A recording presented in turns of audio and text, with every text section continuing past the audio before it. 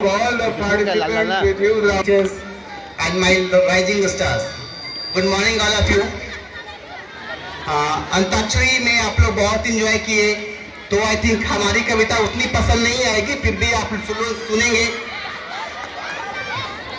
जितने हमारे सर में बाल बचे हैं, जितने हमारे सर में बाल बचे हैं, उतने ही आप सबको बाल दिवस की हार्दिक शुभकामनाएं। इसका मतलब आप सबको ढेर सारे बाल दिवस की शुभकामनाएं। Happy children's day. कल हमारी बात प्रिंसिपल मैम से हो रही थी। प्रिंसिपल मैम बोली, सर आपका सेंस ऑफ ह्यूमर बड़ा अच्छा है। फादर बोले, सर आपकी कविता बहुत अच्छी है। तो हम सोचे क्यों न दोनों को मिला करके हाथ से कविता पेश किया जाए। कोशिश करूंगा आप सबको हंसाने की। हंसिएगा जरूर, हंसी आएगा तो रोकिएगा नहीं, क्योंकि हंसी रोकने से बहुत गंदी गंदी बीमारियां होती है और ऊपर वाला भी देख रहे हैं, इसलिए हंसिएगा जरूर। अब मैं शुरू करने जा रहा हूं। मैं अरुण कुमार मिश्रा आपका सबके सामने एक कविता के साथ शुरू करने जा रहा हूं। तो आइए चलते हैं, तो आइए लेकर चलते हैं आपको अपनी किशोरावस्था में। तो आइए लेकर चलते हैं आपको अपनी किशोरावस्था में, अपने दिल के बेहद करीब एक शिक्षा व्यवस्था में।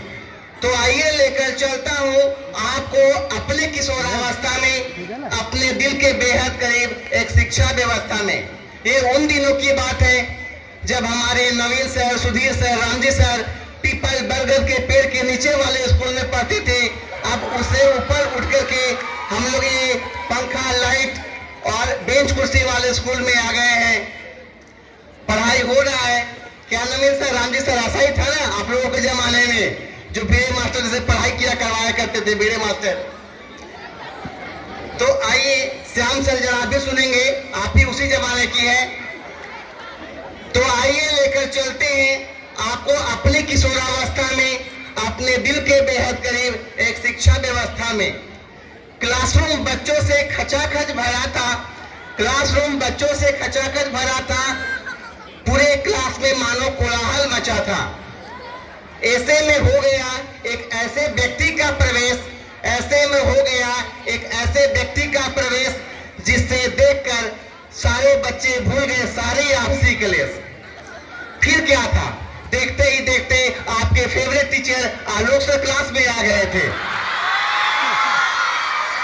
पूरे क्लास में सन्नाटा था। आज के हमारे मास्टर आलोक सर हैं, कि वो हमारे परम प्रिय मित्र भी हैं, इसलिए हम उनका नाम चुनना सही समझा। तो फिर से सुनिएगा। आलोक सर आए, दोनों मेजों को सटाए, उस पे गमछा बिछाए और खुद को फैलाए।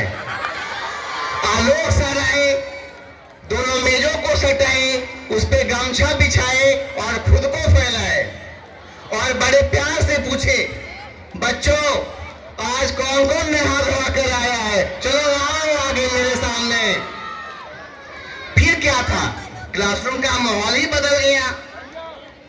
एक बच्चा पाँव मल रहा था, एक बच्चा सर की मसाज कर रहा था, एक बच्चा पंखा झल रहा था। इसके बाद बच्चे की सेवा भावना को देखते हुए आलोक सर बच्चों को सम्मान देते हुए स्वप्न लोक में सो गए और देखते ही देखते क्लासरूम में पांव पर पांव चढ़ा के सो गए। बच्चों की सेवा भावना को देखते हुए, उनको सम्मान देते हुए आलोक सर स्वप्न लोक में खो गए और देखते ही देखते पांव पर पांव चढ़ा के क्लासरूम में सो गए। ऐसे ही होता था पुराने व्यवस्था में, सरकारी व्यवस्था में।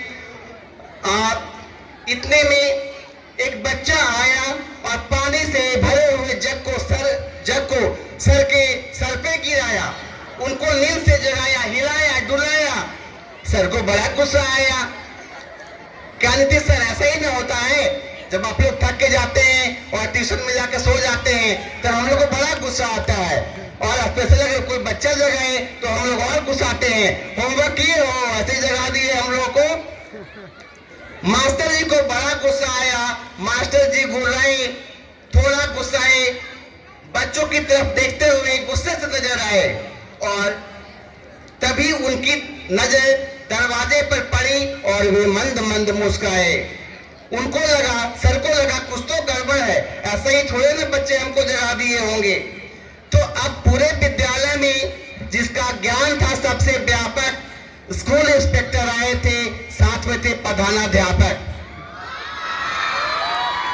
इसलिए तो बच्चों ने जगाया था क्योंकि स्कूल इंस्पेक्टर आते थे, पहले भी आते थे सरकारी स्कूल में, आज भी आते हैं स्कूल का निरीक्षण करने।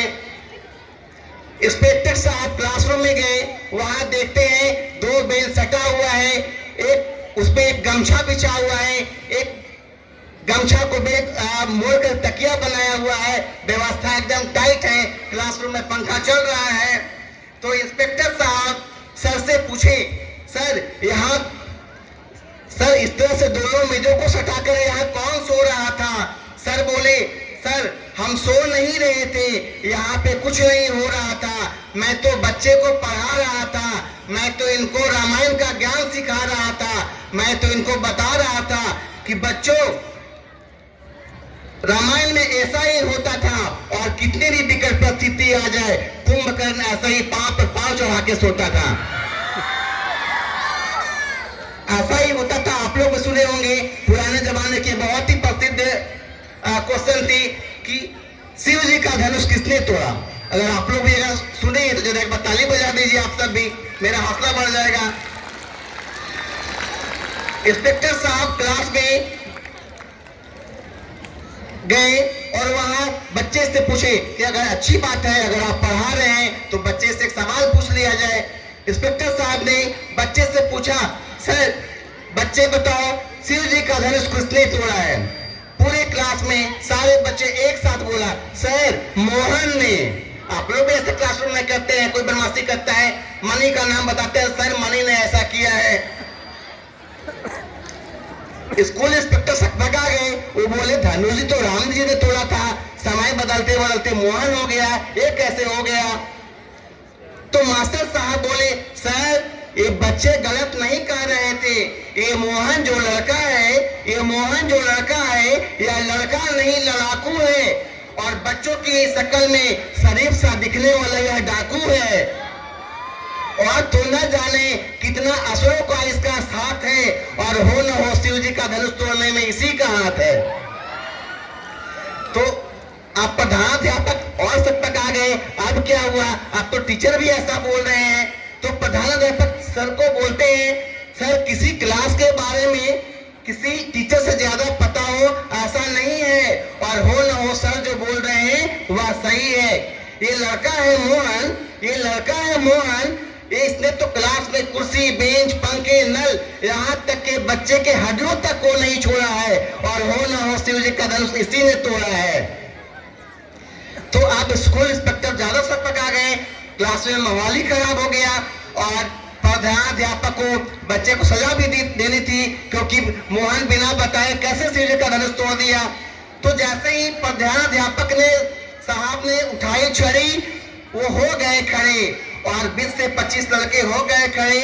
उसी में से एक लड़का बोलता है, चिल्लाकर कहता है, सर पगलाए हो, सुबह सुबह नींद में भांग की गोली चबा कर आए हो, भूल गए क्या हमको 400 रुपया में किराए पे लाए हो? क्योंकि पहले सरकारी स्कूल व्यवस्था में ऐसा ही होता था, कोई बच्चे पढ़ने नहीं जाते थे, बच्चे भी भाड़े पे लाए जाते थे।